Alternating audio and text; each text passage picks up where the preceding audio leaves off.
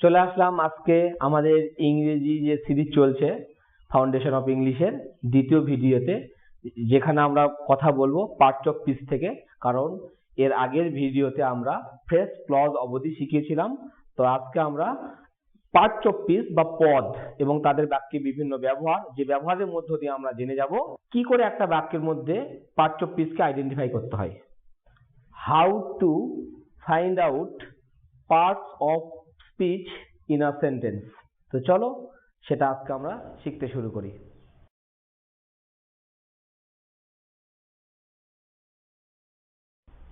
পদ, পদকে ইংরেজিতে কি বলা হয়? পার্টস অফ স্পিচ, বাংলায় বলা হয় পদ। যখন কোনো একটা শব্দ বাক্যে ব্যবহার হয় তখন তাকে পদ বলে। যেমন আমি যদি বলি মার্কেট, মার্কেট ধরো একটা শব্দ, একটা ওয়ার্ড, কিন্তু এই মার্কেটটা যখন কোনো একটা বাক্যে ব্যবহার হবে, আই গো টু মার্কেট, তখন কিন্তু ওই বাক্যের মধ্যে মার্কেটটাকে আমি বলবো একটা পার্টস অফ স্পিচ বা পদ। সহজভাবে শব্দ আর পদের মধ্যে এইটুকু ডিফারেন্সই মনে রেখো, যে শব্দ যখন বাক্যে ব্যবহার হয় তখন তাকে পদ বলে। এবার দেখো, একটা বাক্য তো অনেকগুলো শব্দ নিয়ে গঠিত, তার মানে বাক্যের মধ্যে সমস্ত শব্দগুলোই কোনো না কোনো পদ, অর্থাৎ একটা বাক্য কিন্তু অনেকগুলো পদ দ্বারা গঠিত। তাহলে আমাদেরকে এখন জানতে হবে যে পদ কত ধরনের হয়। পদ মূলত হয় 8 ধরনের। কি কি? এক হচ্ছে নাউন, তোমরা জানো এগুলো, নাউন। 2 হচ্ছে প্রোনাউন, প্রোনাউন, নাউন মানে বিশেষ্য, প্রোনাউন মানে সর্বনাম। 3 হচ্ছে তোমাদের অ্যাডজেক্টিভ বা বিশেষণ। 4 হচ্ছে তোমাদের ভার্ব বা ক্রিয়া। 5 হচ্ছে তোমাদের অ্যাডভার্ব বা ক্রিয়া বিশেষণ। 6 হচ্ছে তোমাদের প্রিপোজিশন বা পদান্বয়ী অব্যয়। 7 হচ্ছে তোমাদের কনজাংশন বা সংযোজক অব্যয়। 8 হচ্ছে তোমাদের ইন্টারজেকশন বা বিস্ময় সূচক বা আবেগ সূচক অব্যয়। এই মূলত পার্টস অফ স্পিচ 8টা। এই 8টা পার্টস অফ স্পিচ কাকে বলে, এদের প্রকারভেদ কি, সেগুলো পরে আলোচনা করবো। কিন্তু ওভারঅল আমরা এখানে পার্টস অফ স্পিচকে চিনতে এসেছি। বাক্যের মধ্যে কোন পার্টস অফ স্পিচ মানে কোনটা কি পার্টস অফ স্পিচ এটা চিনবো। তো সেটা যদি জানতে হয় আমাদেরকে, তাহলে আমাদেরকে মেনলি এদের ফাংশন জানতে হবে, মানে এদের কাজ, এদের ব্যবহার জানতে হবে।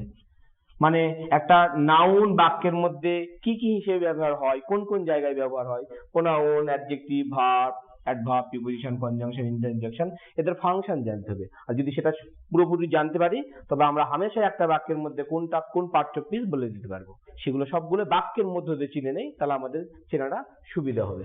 ধরো আমি 3টা বাক্য লিখলাম এখানে, শি ইজ আ স্টুডেন্ট, বা আমি লিখতে পারি শি ইজ বিউটিফুল, এটাও লিখতে পারি। আমি আরেকটা বাক্য লিখলাম, রাজ হ্যাজ আ কার। আমি আরেকটা বাক্য লিখলাম, আকাশ প্লেস ফুটবল। আকাশ প্লেস ফুটবল। এই 3টে বাক্যকে ঠিকঠাক তোমরা দেখো। দেখো এই বাক্যের মধ্যে শি, এই বাক্যের মধ্যে রাজ, আর এই বাক্যের মধ্যে আকাশ। দেখো তো এই বাক্যে আকাশ দেখো কিছু করছে, আকাশ কাজ করছে, আকাশ খেলে, ফুটবল খেলে, এটা অ্যাকশন করছে। রাজ দেখো, রাজ কোনো কাজ করেনি, রাজের আছে একটা কার বা গাড়ি আছে, কার আছে একটা। আর দেখো সে হয় সুন্দর অথবা সে হয় একজন ছাত্রী, এখানে দেখো সে কিছু করেনি, যা সে হচ্ছে, মানে এই বাক্যের মধ্যে হয়। এরা 3জনেই কিন্তু সাবজেক্ট। তাহলে এখান থেকে আমরা সাবজেক্টের ডেফিনেশনটা কি জানলাম। আমরা যদিও সাবজেক্ট প্রেডিকেট যখন ছোটবেলায় জেনেছি, তোমরা জানো যে বাক্যে যার সম্বন্ধে কিছু বলা হয় তাকে বলা হয় কর্তা বা সাবজেক্ট, আর বাক্যে যার সাবজেক্টের সম্বন্ধে যাহা বলা হয় তাই হলো প্রেডিকেট বা বিদেহ। ঠিক আছে, ওই সংজ্ঞাটাকে আমরা আরো একটু সরলীকরণ করে যদি বলি এইরকম, মূলত সাবজেক্ট সেই যে কিছু করে অথবা যার আছে অথবা যে হয় সেই সাবজেক্ট। তাহলে সাবজেক্ট কি? সাবজেক্ট হচ্ছে, সাবজেক্টকে যদি আমি ছোট্ট করে ডিফাইন করি, তাহলে ডেফিনেশনটা এরকম হবে, সাবজেক্ট হচ্ছে সেই যে করে, যার আছে, আর হচ্ছে যে হয়। তারাই কিন্তু সাবজেক্ট হয়, তারাই সাবজেক্ট। তাহলে এখানে আকাশ করছে, আকাশ সাবজেক্ট।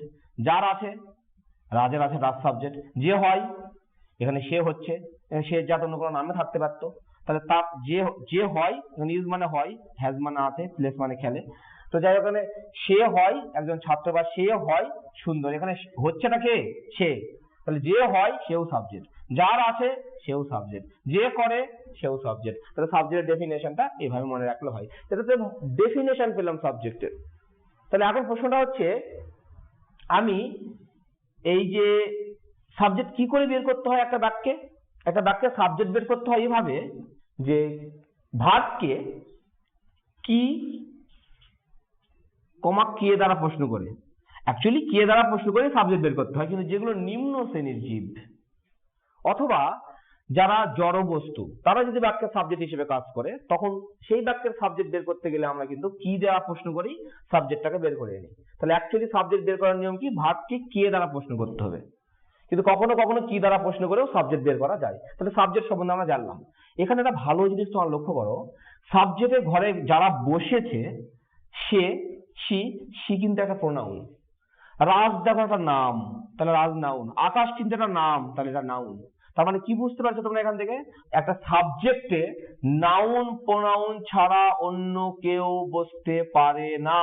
তাহলে নাউন কোথায় বসতে পারে? সাবজেক্টে। প্রোনাউনও কোথায় বসতে পারে? সাবজেক্ট। অ্যাকচুয়ালি কি, নাউন যে জায়গাগুলো মানে যে কাজগুলো করে, প্রোনাউন গুলো আদতে সেই কাজই করে। কারণ নাউনের পরিবর্তেই তো প্রোনাউন বসে। প্রোনাউন কাকে বলা হয়? যেগুলো নামের পরিবর্তে আমরা যেগুলো বসাই। যেমন একটা বাক্যে অধিকবার এক নাম ব্যবহার করলে সেটা বিরক্তির পরিচয় বহন করে। সেই বিরক্তি ভাবটাকে কাটানোর জন্য আমরা যা ব্যবহার করি সেটাই প্রোনাউন। নাউনের পরিবর্তে যদি প্রোনাউন বসে, তাহলে নাউনের যা কাজ হবে প্রোনাউনেরও কাজ সেম হবে। আর এখান থেকে আমরা কি জানছি? যে একটা বাক্যের মধ্যে মানে বাক্যের সাবজেক্টে বা কর্তাতে নাউন আর প্রোনাউন ছাড়া দেখো অন্য কেউ বসতে পারছে না। কারণ দেখো, সি সাবজেক্ট কিন্তু সি হলো প্রোনাউন। রাজ সাবজেক্ট কিন্তু রাজ হলো দেখো নাউন। আকাশ সাবজেক্ট দেখো আকাশ হলো নাউন। তার মানে আমরা এখান থেকে এটাই জানলাম যে সাবজেক্টের জায়গাতে নাউন প্রোনাউন ছাড়া অন্য কেউ বসতে পারে না। অর্থাৎ নাউনের একটা বসার জায়গা, প্রোনাউনের একটা বসার জায়গা আমরা পেলাম। সাবজেক্টের সংজ্ঞা পেলাম, সাবজেক্ট কি করে বের করতে হয় সেটা জানলাম। এবার আমরা চলো পরের গুলো জানবো। পরের লক্ষ্য করো, এখানে আছে ইজ, এখানে আছে হ্যাজ, আর এখানে আছে প্লেস। দেখো এটাও ভার্ব, এটাও ভার্ব, এটাও ভার্ব। তো পার্থক্যটা কি? দেখো এই ভার্বটাতে হওয়া বোঝাচ্ছে, এই ভার্বটাতে হওয়া বোঝাচ্ছে, এই ভার্বটাতে থাকা বোঝাচ্ছে, এই ভার্বটাতে করা বোঝাচ্ছে। তা তোমাকে যদি বলা হয় ভার্ব কাকে বলে, তো তুমি যদি শুধু এইটুকু সংজ্ঞা দাও যে যেটা দিয়ে করা বোঝায় তাকে বলা হয় ভার্ব, না, এই সংজ্ঞাটা একটু অসম্পূর্ণ সংজ্ঞা হয়ে গেল। অ্যাকচুয়ালি ভার্বের ডেফিনেশন এইরকম হওয়া উচিত, যেটা দিয়ে কিছু করা বোঝায়, হওয়া বোঝায়, থাকা বোঝায়, তাকে আমরা বলবো ক্রিয়া বা ভার্ব। তাহলে দেখো ভার্ব, তাহলে ভার্বের যদি বলি, তাহলে ভার্ব মূলত ফাংশনাল দিক থেকে মানে ফাংশনাল দিক থেকে, কার্য করার দিক থেকে ভার্ব মূলত তিন ভাবে কাজ করে। কখনো মানে হওয়া অর্থে অর্থাৎ বিং ভার্ব, কখনো দেখো থাকা অর্থে অর্থাৎ হ্যাভিং ভার্ব, আবার কখনো দেখো করা অর্থে তার মানে action verb, sorry doing verb বলি তাহলে বেশি ভালো লাগবে।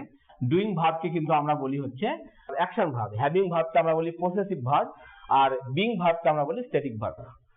তো তিনটা ভার্ব হচ্ছে, একটা হচ্ছে being verb, having verb are doing verb, static verb, তারপর হচ্ছে তোমার পসেসিভ ভার্ব, আর একটা হচ্ছে তোমার অ্যাকশন ভার্ব। তাহলে ভার্ব মূলত তিনটা কাজ করছে বাক্যের মধ্যে। এখন কথা হচ্ছে এর পরে এখন আমরা জানবো, তার মানে আমরা যদি এই নাউন প্রোনাউন অর্থাৎ সাবজেক্ট আর ভার্বকে এখানে কম্বাইন করে একটা কথা বলি, তাহলে এইভাবে বলা যেতে পারে কিনা বলতো? যে বাক্যে ভার্ব দিয়ে থাকা বোঝায় সে বাক্যে সাবজেক্টে থাকে, আর যে বাক্যে ভার্ব দিয়ে কিছু করা বোঝায় সে বাক্যে সাবজেক্ট করে। তাহলে অ্যাকশন ভার্বে সাবজেক্ট করে, হ্যাভিং ভার্বে অথবা পসেসিভ ভার্বে সাবজেক্টে থাকে, আর হচ্ছে বিং ভার্বে অথবা স্ট্যাটিক ভার্বের বাক্যে সাবজেক্ট হয়। ঠিক আছে, তাহলে আমরা এইটুকু জানলাম। এরপরে এবার দেখো এই প্লেসের পরে একটা ফুটবল আছে, এখানে দেখো এ কার আছে, আর এখানে দেখো এ স্টুডেন্ট, আর হচ্ছে বিউটিফুল আছে। তাহলে এগুলো কি? এগুলো আমরা সাধারণত ছোট থেকে শিখে গেছি যে পরে ভার্বের পরে যেটাই থাকবে সেটাকে আমরা কি বলে ডাকি, সেটাকে আমরা অবজেক্ট বলে ডাকি। এই ধারণাটা ভুল, সেটা অবজেক্ট নয়। অবজেক্ট কখন হয়, অবজেক্টের ডেফিনেশন কি, চলো আমরা সেটা এখন দেখবো। প্রথম হচ্ছে অবজেক্ট। অবজেক্টকে বাংলাতে বলা হয় কর্ম। সহজ কথা এভাবে বলা যেতে পারে যে ক্রিয়ার যে বিষয় সেটাকে বলা হয় কর্ম। আবার সাবজেক্টের এই ডেফিনেশনটা বর্তমানে খুব প্রচলিত, যে অ্যাকশন ভার্বের অ্যাকশনটাকে যে রিসিভ করে তাকেই বলা হয় কি বলা হয়, তাকে আমরা অবজেক্ট বলি। তবে এই ডেফিনেশনে কিন্তু পুরোপুরি সব অবজেক্টকে বের করার জন্য উপযুক্ত নয়, কারণ আমি যে তোমাদের সামনে সংজ্ঞা দিলাম, এই সংজ্ঞাতে তো আমি বললাম বাক্যে একটা অ্যাকশন করতে হবে, আর অ্যাকশনটা যে রিসিভ করছে তাকে আমরা অবজেক্ট বলবো। যেমন আমি যদি বলি I read a book, I read a book, লক্ষ্য করো এই বাক্যে দেখো অ্যাকশন ভার্বটা কি রিড, অ্যাকশনটাকে কে রিসিভ করছে, এই যে বুকটা, তার মানে বুকটা অবজেক্ট। কিন্তু এই ডেফিনেশনটা যে দিলাম অবজেক্ট বের করার, এখানে মানে এটা পরিপূর্ণ অবজেক্ট বের করার নিয়ম হলো না, কারণ অনেক বাক্যই আছে, যেমন এই বাক্যটা দেখো, এই বাক্যে হ্যাজ তো অ্যাকশন ভার্ব নয়, হ্যাজ তো পসেসিভ ভার্ব, এটার তো কোনো কাজ করা বোঝাচ্ছে না। তার মানে আমার ওই সংজ্ঞা হিসেবে তো এখানে অবজেক্ট পাওয়ারই কথা নয়। তার মানে আদতে আমি একটা সংজ্ঞা দিলাম অবজেক্ট বের করা, তাছাড়া অ্যাকচুয়ালি আরো সহজ ভাবে যদি তোমরা অবজেক্ট বের করতে চাও, চলো সেই অবজেক্ট বের করার একটা নিয়ম তোমাদেরকে দেখাই, যে কখন অবজেক্ট হয় আর কখন ভার্বের পরে একটা অবজেক্ট হয় না। যদি সাবজেক্ট ভার্ব অবজেক্ট ধরে এরকম আছে, যদি এরা দুজন সেম হয়, সেম, তাহলে সেই ক্ষেত্রে আমি এটাকে বলবো, সরি এটা অবজেক্ট নয়, এটা একটা মানে সাবজেক্ট ভার্ব এবং তারপর ধরে একটা শব্দ, সেই শব্দটা আর এই সাবজেক্টটা যদি সেম হয়, তাহলে এই শব্দটাকে আমি কিন্তু বলবো সাবজেক্ট কমপ্লিমেন্ট। কিন্তু এই সাবজেক্ট ভার্ব এবং তারপরে যে আরেকটা শব্দ আছে, সেটা তো আমি এখনো জানি না অবজেক্ট না অন্য কিছু হবে, যদি এরা দুজন আলাদা হয় তবে তখন এটাকে কিন্তু আমি বলবো অবজেক্ট। তার মানে ব্যাপারটা কি বললাম, ব্যাপারটা এটাই আমি বললাম যে ভার্বের পরে যে শব্দটা ব্যবহার হচ্ছে, সেই শব্দটা যদি এটা সেম হয়, তাহলে সেক্ষেত্রে এটা কিন্তু অবজেক্ট নয়, এটাকে তখন কি বলবো সাবজেক্ট কমপ্লিমেন্ট। আর যদি সেম না হয় তাহলে এটা অবজেক্ট। দেখো এই বাক্যে এই যে অবজেক্ট বের করার নিয়মটা বললাম, এটা দেখো সব জায়গায় অ্যাপ্লিকেবল। যেমন দেখো আকাশ আর ফুটবল সেম নয়, তার মানে ফুটবলটা অবজেক্ট। আবার দেখো রাজ একটা গাড়ি, রাজ আর এ কার সেম নয়, তার মানে এটা অবজেক্ট। এবার দেখো সে একটা স্টুডেন্ট, আমি একটা স্টুডেন্টও বলতে পারি, আবার সে বিউটিফুল এটাও বলতে পারি, যেটাকে নিয়ে বলো না কেন। দেখো আমি একবার এই স্টুডেন্টকে নিয়ে দেখাচ্ছি, একবার বিউটিফুলকে নিয়ে দেখাচ্ছি। সে আর একজন ছাত্র, এই দুজন কিন্তু একজন ছাত্রী, এই দুজন কিন্তু সেম। আর সেম মানে এটা কিন্তু অবজেক্ট নয়, এটা সাবজেক্ট কমপ্লিমেন্ট। কেন সেম? আরে বাবা যেই সেই তো একটা ছাত্রী, তার মানে এটা কি এর সম্বন্ধে একটা এক্সট্রা ইনফরমেশন দিচ্ছে, তথ্য দিচ্ছে, সুতরাং এটা অবজেক্ট নয়, এটা সাবজেক্ট কমপ্লিমেন্ট। সেম ভাবে আমি যদি বলি শি ইজ বিউটিফুল, এই বিউটিফুলটা কে, সেই, তার মানে বিউটিফুলটা অ্যাকচুয়ালি সে এর সম্বন্ধে একটা অতিরিক্ত জানকারি বা একটা অতিরিক্ত তথ্য বা এক্সট্রা ডেটা দিচ্ছে আমাদেরকে, সুতরাং এটাও কিন্তু হচ্ছে তোমার সাবজেক্ট কমপ্লিমেন্ট। তার মানে আমরা এখান থেকে অবজেক্ট সম্বন্ধে এটাই জানলাম যে ভার্বের পরে থাকা মানে অবজেক্ট নয়, ভার্বের পরে থেকে তখনই অবজেক্ট হবে যদি ওই সাবজেক্টের থেকে সে সম্পূর্ণভাবে আলাদা হয়, তবেই সে অবজেক্ট। আর যদি এক হয়, মানে এরা দুজন সেম, তাই জন্য এটা অবজেক্ট না বলে কি বলবো সাবজেক্ট কমপ্লিমেন্ট বলবো। কোনো বাক্যে যদি কোনো একটা অ্যাকশন হয় আর অ্যাকশনটা যে যার উপর গিয়ে পড়ে সেটাই হচ্ছে অবজেক্ট, কিন্তু এখানে তো কোনো অ্যাকশনই হচ্ছে না, হ্যাজ মানে আছে বা আছে দিয়ে কি অ্যাকশনটা হচ্ছে।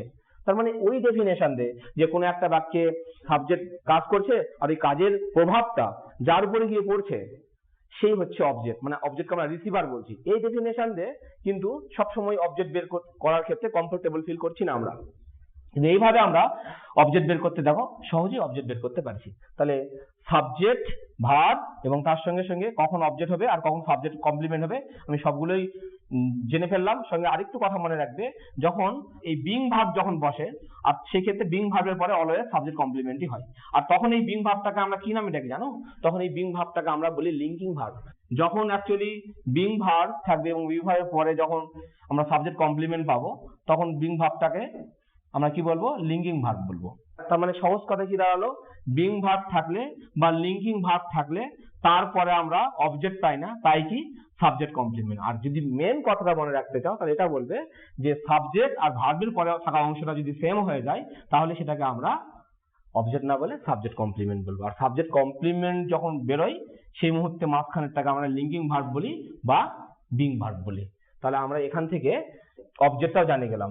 তো অবজেক্টটা বের করা জানলাম আমরা যে কখন কোনটা অবজেক্ট, মানে একটা বাক্যের পরে অংশটা মানে ভার্বের পরে অংশটা অবজেক্ট হবে না অন্য কিছু হবে, সেটা আমরা বুঝতে পারলাম। এবার যদি বলা হয় তোমার অবজেক্ট কি করে বের করব, তাহলে সেক্ষেত্রে বলবো ভার্বকে যদি কি বা কাকে দ্বারা হোয়াট আর হুম দ্বারা প্রশ্ন করা হয়, প্রশ্ন করে যে উত্তর পাবো সেটা আদতে অবজেক্ট হয়। সাধারণত অবজেক্ট বের করা এটা নিয়ম। সঙ্গে এই কথাগুলো মনে রাখবে যে অ্যাকশন ভার্বের পরে আমরা কি পাই? অবজেক্ট পাই। তারপর পসেসিভ ভার্বের পরে আমরা কি পাই? অবজেক্ট পাই। কিন্তু লিঙ্কিং ভার্ব বা বিং ভার্বের পরে আমরা কিন্তু অবজেক্ট পাই না, কি পাই? সাবজেক্ট কমপ্লিমেন্ট পাই। আর অবজেক্ট বের করার তো সুন্দর একটা নিয়ম তোমাদেরকে বললামই, ভার্বের পরে থাকা অংশটা যদি সাবজেক্টের সঙ্গে সেম হয় তাহলে ওটা সাবজেক্ট কমপ্লিমেন্ট, আর যদি সেম না হয় তাহলে অবজেক্ট। তাহলে সাবজেক্ট ভার্ব অবজেক্ট আমরা আপাতত শিখলাম। এখান থেকে আরেকটা সুন্দর কথা বলা আছে, সেটা হচ্ছে দেখো এই যে তোমরা অবজেক্টটা বের করলে, এখানে অবজেক্ট বেরোলো ফুটবল, কার অবজেক্ট বেরোলো, দেখো এখানে অবজেক্টটা কিন্তু নাউন, এখানেও দেখো অবজেক্টটা কিন্তু নাউন। তার মানে আমরা এখানে এটাও বুঝলাম অবজেক্টের ঘরে থেকে বসে নাউন বসে। এবার নাউন যদি বসতে পারে তার মানে 100% প্রোনাউনও বসতে পারবে, কারণ তোমাদেরকে আমি বলেছিলাম যে নাউন আর প্রোনাউনের কাজ সেম। তাহলে আমরা আজ নাউন আর প্রোনাউন কোথায় কোথায় বসা দেখলাম, সাবজেক্টে বসতে পারে এবং অবজেক্টে বসতে পারে। আর ভার্ব কার্যগতভাবে কত রকম হয় সেটাও জানতে পারলাম। এখান থেকে আরেকটা জায়গা তোমাদের শুধু বলে দেবো, অ্যাডজেক্টিভ। অ্যাডজেক্টিভ দেখো এই যে তোমরা যেটা সাবজেক্ট কমপ্লিমেন্ট বললে, দেখো subject complement a student, student কিন্তু একদিক থেকে নাউন। আবার এই যে বিউটিফুল যে সাবজেক্ট কমপ্লিমেন্ট হলো, এটা কিন্তু একটা অ্যাডজেক্টিভ। এখানে এটাই বুঝতে পারলাম সাবজেক্ট কমপ্লিমেন্টের জায়গায় কে বসতে পারে? নাউন বসতে পারে। তাহলে নাউন আর কোথায় বসতে পারে? সাবজেক্ট কমপ্লিমেন্টের জায়গায়। তাহলে এবার তোমরাই আমাদেরকে বলো, নাউন যদি সাবজেক্ট কমপ্লিমেন্টের জায়গায় বসতে পারে তার মানে 100% প্রোনাউনও সাবজেক্ট কমপ্লিমেন্টের জায়গায় বসতে পারবে, সাবজেক্ট কমপ্লিমেন্টের জায়গায়। আবার বিউটিফুল যেহেতু অ্যাডজেক্টিভ, তাহলে বিউটিফুলটাও কিন্তু মানে অ্যাডজেক্টিভও তার মানে সাবজেক্ট কমপ্লিমেন্টের জায়গায় বসতে পারে। তার মানে সাবজেক্ট কমপ্লিমেন্ট কে হতে পারে? নাউন হতে পারে, প্রোনাউন হতে পারে, আবার অ্যাডজেক্টিভও হতে পারে। এইটুকু অংশই আজকে দেখালাম। মানে এর পরবর্তী অংশ পার্টস অফ স্পিচের যে বাকি আরো নাউন প্রোনাউনের ব্যবহার, অ্যাডজেক্টিভের আরো ব্যবহার, বাকি পার্টস অফ স্পিচ গুলোর আরো ফাংশন বা ব্যবহার আমরা পরে আরো অন্যান্য বাক্যের মধ্যে হতে শিখবো। আজকে এইটুকুই থাকলো, পরবর্তী অংশ পরের ভিডিওতে। নমস্কার, ধন্যবাদ।